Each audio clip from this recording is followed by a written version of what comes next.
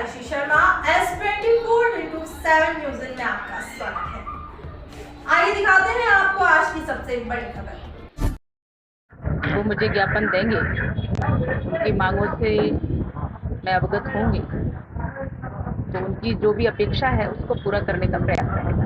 उत्तर प्रदेश में गैंगस्टर अतीक अहमद के बेटे का आज एनकाउंटर हुआ। किस तरीके से देखते हैं, लंबे समय से अपराध में लिप्त? ये कोई विषय नहीं है। जो अपराधी है उसको तो दंड मिलेगा ही, और ये कोई नई बात भी नहीं है।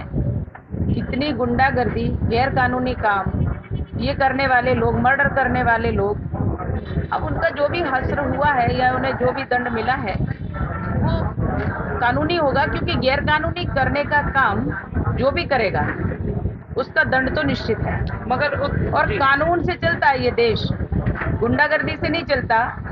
यूपी में अभी तक जो भी सरकारें रही, माननीय योगी जी के पहले जो पूर्व में सरकारें रही, उन्होंने लोगों को भ्रमित किया है, उन्होंने लोगों को बरगलाया है, उन्होंने लोगों से स्वार्थ पूर्ति की है, ना कि उनका विकास किया है, ना कि उनका उत्थान किया है।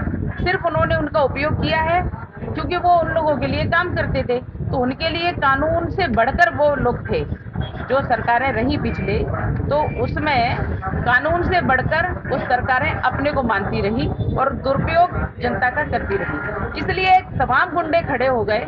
और मैं लगातार देखती हूँ कि यूपी का विकास जिस तरह से अवरुद्ध था, लोग पढ़े लिखे, होशियार, सब कुछ होते थे, लेकिन वो प्रगति नहीं कर पाते थे, क्योंकि गुंडे मवाली लोग उन पर गुंडागर्दी दिखाते थे।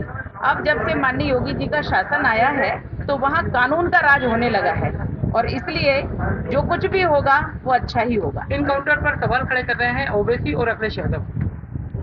मैं क्या कह रही हूँ, गुंडों का समर्थन करने वाले लोग क्या हो सकते हैं वो समझना चाहिए।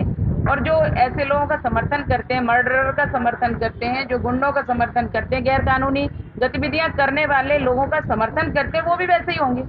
नेता प्रतिपक्ष डॉक्टर गोविंद सिंह कह रहे हैं कि धीरेन्द्र शास्त्री बीजेपी के एजेंट बनकर काम कर रहे हैं, जबकि पांडवकर सरकार वो अध्यात्म और धर्म का प्रचार कर रहे हैं। ऐसा है कि आध्यात्म को राजनीति का खेल नहीं समझना चाहिए। आध्यात्म अपनी जगह अडिग है, चाहे वो पांडवकर सरकार हो, चाहे बागेश्वर धाम हो, और चाहे कोई हमारे आध्यात्मिक आस्था के केंद्र हो।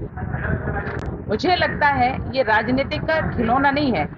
ये तपस्या करते हैं, साधना करते हैं, और साधना करके अपनी शक्ति को एकत्रित करके समाज को उसका लाभ देते हैं। समाज में एक अच्छा भाव जागृत हो, इसके लिए प्रयास करते हैं, समाज की सेवा करते हैं।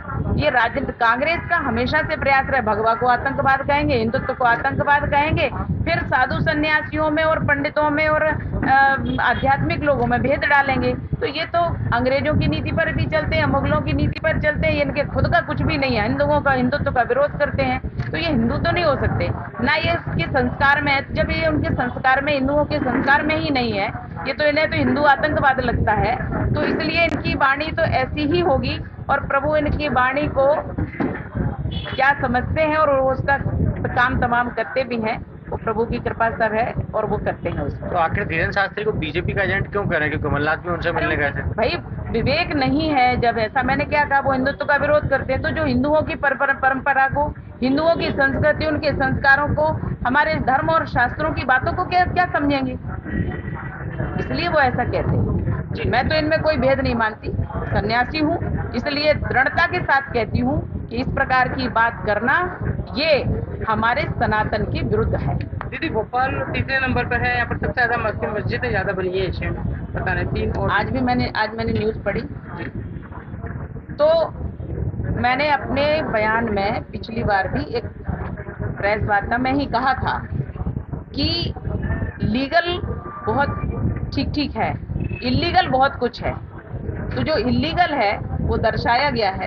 अगर खोजबीन की जाए तो सभी इल्लीगल है, और जो लीगल है उसको तो देखना चाहिए। तो इलीगल पर कार्रवाई के लेकर आप कुछ पत्र लिखेंगे, कुछ मांग करेंगे, कुछ डेटा तैयार करके? मैं अपने तरीके से, मैं सांसद हूँ, अपने क्षेत्र में भ्रमण करके मैं देखूंगी कि क्या है, उसके बाद में कोई निर्णय लूँगी। मैं ऐसे एक बात किसी ने कही और उस पर मैं तुरंत रिएक्ट करूं या उस पर तुरंत कह दूं, ऐसा नहीं।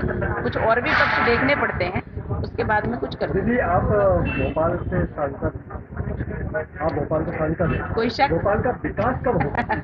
ये भोपाल का विकास नहीं दिख रहा भैया। भोपाल का विकास कहीं नहीं है क्या? एयरपोर्ट के अलावा। क्या ठीक है, आपको क्या विकास चाहिए भोपाल में? हमें सड़कें चाहिए। अभी सड़कें नहीं है, सड़कें नहीं है, पूरे देश में सड़कें हो गई माननीय मोदी जी के शासन काल में। भैया आप मीडिया वाले हैं क्या? कौन सा चैनल है आपका? क्या ठीक है, अपना तो होगा। दीदी एक सवाल भोपाल की पहचान क्या मस्जिदों से की जाएगी क्या? सवाल ही नहीं उठता। 1998 से 99 तक 350 मस्जिदें बनी थी और वर्तमान में आज की डेट में 550 मस्जिदें। आपकी कोई आगे कोई रणनीति वगैरह है? मैंने अभी कहा, मेरा अपना एक तरीका है काम करने का। मैं अपने क्षेत्र में अपने तरीके से देखूंगी, और आपको ये भी पता होगा कि मैं सरकारी मीटिंग में भी जब होती हूँ तो मैं स्पष्ट बोलती हूँ, और मैं इसमें भी अपनी स्पष्टता के साथ ही कार्य करूंगी। और वो हमारा कार्य है कि मुझे क्या करना है, अभी कुछ कहने की आवश्यकता नहीं है, करूंगी तो भी करना है।